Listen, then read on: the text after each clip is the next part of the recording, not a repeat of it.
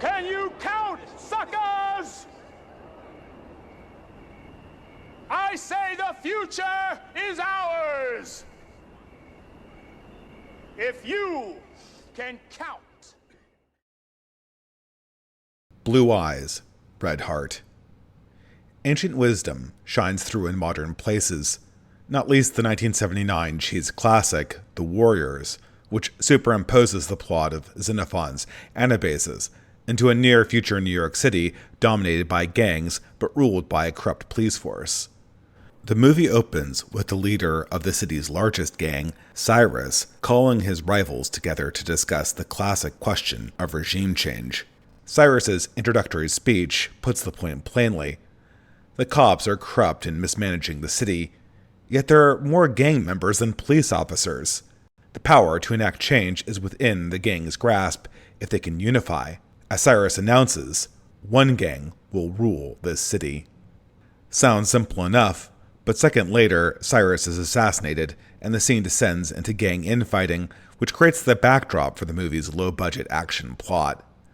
It's common for movies of this era to start with a high-minded concept and then forget about it, but The Warriors returns to its origin in Greek tragedy in its final scene, when our unjustly framed heroes confront Cyrus's real assassin and ask him why he murdered their prospective leader.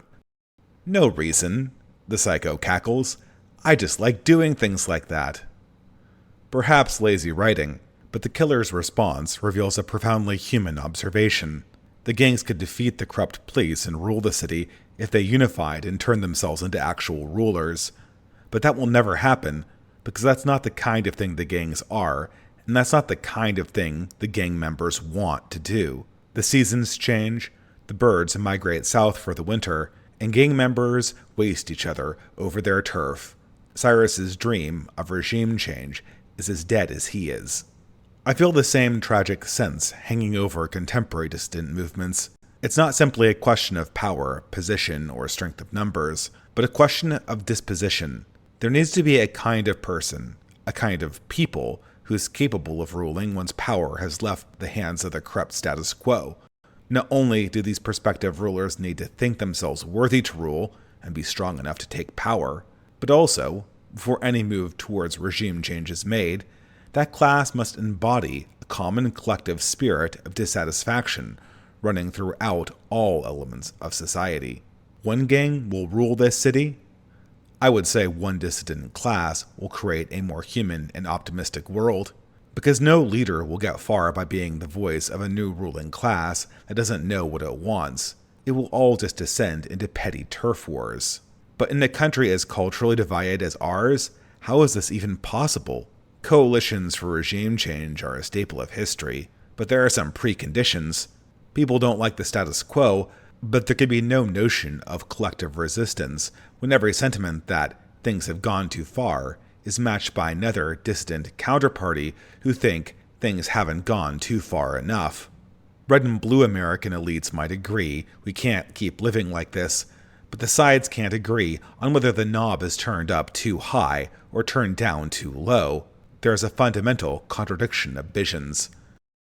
Alignment into a cohesive faction happens through subtraction, where prospective parties don't so much change their mind as they discredit themselves from being worthy of leadership. As parties interact with reality's challenges, grit is tested, and political truth is revealed. As the gyre turns, a filter is accomplished, and ideas that are too delusional, hedonistic, or utopian to lead to human thriving are recognized for what they are. Likewise, individuals who are too petty, too small-minded, and too chaotic to be worthy of leadership are exposed, or rather, they expose themselves and leave the scene.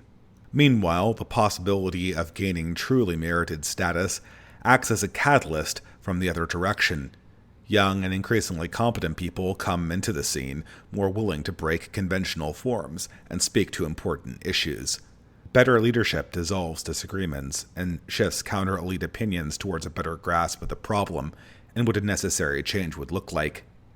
Such a radical shift feels almost impossible in our time, but I wonder if this just isn't a failure of imagination, the myopia of our own historic epoch. Certainly, this kind of convergence of concerns was critical historically in what Gaetano Mosca called the circulation of elites. And this is the solution that any of us would suggest if we saw some dysfunctional alien society with its dissident parties arguing amongst each other. Perhaps we aren't there yet, but is there a way to move this dialectic forward? For a while, there's been talk of some kind of synthesis that could address the core concerns of both conflicting parties in our non-stop culture war between red and blue America. Of course, there can be no synthesis between opposites. A new founding can't be born from direct contradiction. But is that the only option? It sounds cliché, but perhaps each side has found something true or strong in one capacity and has fallen into degenerate modes in another. Perhaps synthesis is just taking the best from each and leaving the truly corrupt behind. Two broken machines that in combination can become a whole organism. To go forward, we will need to address the differences that separate red and blue America, the infamous topic of hobbits and dark elves, which has been the ruin of many a distant blogger. But there is truth here that needs to be discussed and comprehended, even if some might find it condescending. In discussing the asymmetry between red and blue, we are discussing what is fundamentally an issue of class. As many others have noticed, the war between red America and blue America is a war of American castes. As such, there is a high-low dimension to it, with all the attendant qualities one might associate between a Brahmin intellectual class and a Vasaya middle worker caste.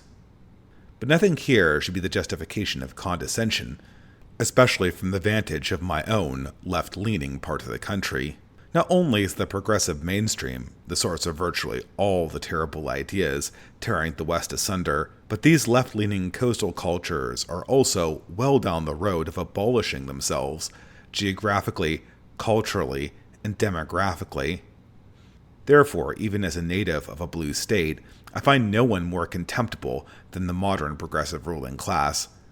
I could forgive the economic decline and the urban decay of my native state. I could even try to explain away the cultural ruin.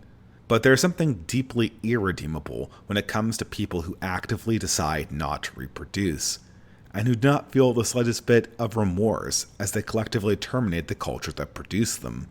It's for this reason that most serious dissident thinkers have concluded that any solution that can replace our current regime must emerge predominantly from the remnants of the white middle class, the old red American order.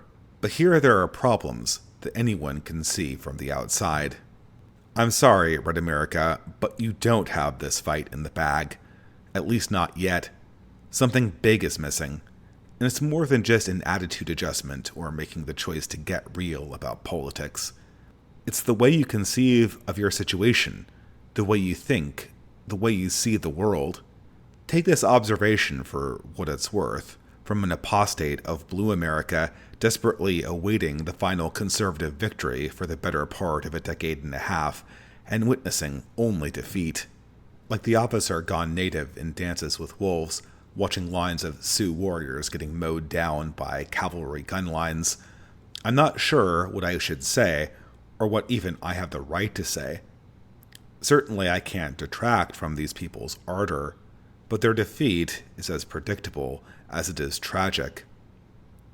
The problems all seem to relate back to a fundamental failure in perception. Red America does not understand the world it lives in. It doesn't understand where it came from, how it got there, or what gives it the strength and the pride it has managed to retain. By and large, Red America believes that its strength comes from institutional commitments to specific fixtures of the American government.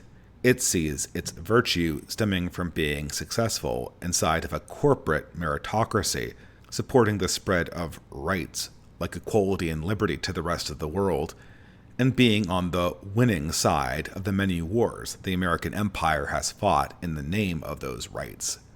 All of these core perceptions are at least partially false, and as such, Red America provides its children with a precarious leaning tower of ideological contradictions waiting to be tipped over by educators and the professional managerial class generally. And speaking from the academic side of things, boy did we love tipping over these misconceptions. Oh, so you believe in absolute freedom? In equal opportunity? In the promises of Martin Luther King? In the importance of spreading our democracy to the rest of the world, just like our founding fathers wanted? Just wait until you get really educated. Once the rather obvious falsehoods are exposed, it's amazing how appealing the progressive alternative seems, especially when it can be so lucrative for your future career. As always, the shadow of the conservative apostate, or the hick looms tall. Apostasy hits traditional America hard. It's not simply that the left farms the next generation of their activist class from the children born to more traditional families. It's that they take the best. Thus, the elites that should have been the leaders, instilling direction, foresight, and pride into their native communities, are turned towards the task of their subversion and the promotion of contempt for the culture that produced them. Ideological conversions are a feature of life, but the American hicklib always seemed like a contemptible character because the intellectual journeys from right to left were so often mercenary, centrally concerned with trading provincial loyalties for status and career opportunities. But as of recently, the hicklib has become an even more pathetic role to occupy, as the moderate liberal progressivism this group typically adopts is now radically out of fashion among the blue elites they desperately want to emulate, and so now the hicklib chases a trend that has long since ceased to exist properly. But can this pattern be escaped? It seems even conservatives who understand the dynamic in the abstract cannot avoid its form. Read any mainstream conservative publication and you will see it. Breathless stories about leftist subversion of American institutions, inevitably followed by pious genuflection to progressive sacred cows. The conservative intellectual has already committed apostasy in his heart. He has accepted the enemy's terms because he can't accept the nature of the world in front of his eyes. He doesn't know what's wrong with the modern world, or even what's right about himself. And the lack of vision is not simply a question of self-awareness or hindsight. It is more extensive. Is it surprising that people who don't properly know themselves can't deign to look at the horizon? What is the vision of Red America? What is the future it reaches for? More importantly, how can it make sense of itself as part of a postmodern world where America is not number one, and we look forward less to a chicken in every pot than to blood, sweat, toil, and tears? Occasionally, intellectuals in classically conservative circles have tried to take on these questions and provide something of vision, but these visions are never internalized. So in Red America, it is always the blind leading the blind. Less a failed alternative elite, and more a constituency that is incapable of properly wielding power, a fundamentally headless being. Even if Blue America wanted to surrender tomorrow, they couldn't. There wouldn't be anyone ready to accept their sword. But all of this is less damning than one might think. It turns out that the strongest things about Red America aren't its principles or its ideology, but the things it thinks the least about. It's their chest, their heart, their blood, the things that they feel, the songs and stories that they have forgotten, their histories of violence and defeat, their prideful obstinacy, their loyalty to things that have long since fallen, and their faith in things that they can't understand, that no man can understand. The modern world has taught us to despise these feelings in ourselves, and many heritage Americans do despise these feelings, but they are what I most covet. I feel this envy most commonly living in Blue America, visiting with other parents at the local playground. Here I see those who made it through Blue America's cruel genetic bottleneck, successful enough to afford children, insane enough to make the necessary sacrifices in lifestyle. Of course, every one of these parents is a progressive, and they think that I am as well. If this were 2021, I might feel timid about the prospects of being outed as a dangerous reactionary, but this is now 2023, and the perspectives I hear voiced are much more wistful and oddly moderated. People still talk about politics, but there is now a tragic note in the air, as if they all understand that the old good America is now gone, and that the activism they talk about constantly has no hope of bringing it back, or making things better. Obviously, I don't bring up politics in these circles, but sometimes I wonder if I did, on what points would I even need to convince them? These people already know that depolicing and inflationary money printing have been a disaster for America. They understand modern culture is trash and progressive sexual norms are an absolute travesty in all but a small number of elite cases. They know that our oncoming globalized technocracy will be a nightmare for our children to navigate, and they will likely face hardship and privation that we never had to experience. Yet somehow, we are still talking about the same tired progressive talking points like it's 2012. The moderate liberal progressive solutions are just a few smart policy choices away from implementing the vision of Dr. Martin Luther King and John Lennon's Imagine. If only it wasn't for those horrible Republicans. Everyone knows that radical change is necessary. Maybe communism, maybe something more reactionary. Heck, even a third position. I would take it. At least it would make these conversations more interesting and honest. At least we could pretend like we were doing something, anything, to prevent our children from having to live through a deracinated, depersonalized, inhuman hellscape. But these conversations never happen, and I get the distinct impression that, despite these people's good physiognomy, sharp minds, and physical health, I am speaking to C.S. Lewis's Men Without Chests. There is something about how their minds work, more how their souls work, that prevents them from owning our current reality and making the leap necessary to break faith with the institutions that produce them. They can see the crisis around them, but they lack the will, the grounding, to want to change it. The larger desire for life in their hearts has been killed, or at least domesticated. And this isn't just a problem with those who adhere to the orthodoxy of the professional managerial class. Even those of us who walked away from this insanity still carry the trace poisons we were raised around. We were created by the institutions of Blue America, and as such, our hearts are too small. Even though we may go in a different direction and seek a new kind of life, we lack the raw sincerity and simplicity of passion to take the next steps.